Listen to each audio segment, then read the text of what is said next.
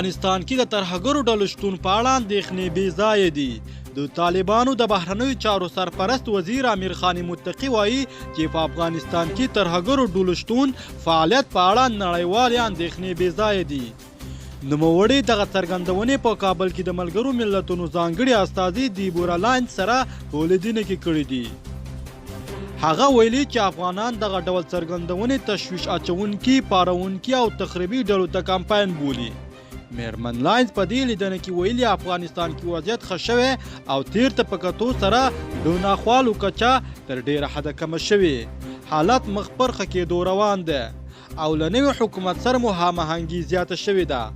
ښاغلي متقي بیا ویلي چې د نوي حکومت د پلانونو په پلي کېدو سره د هیواد هر اړخیز وضعیت په بشپړ ډول مثبت وده کړې او د ولس اړتیاوې به حل کړل شي.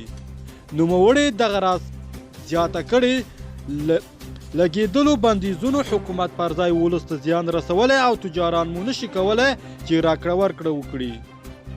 د طالبانو دغه لوړپوړي چارواکي یو وار بیا ټینګار وکړ چې د افغانستان حکومت هیڅ چاته اجازه نه ورکوي چې افغان خاوره د چا په ضرر استعمال کړي.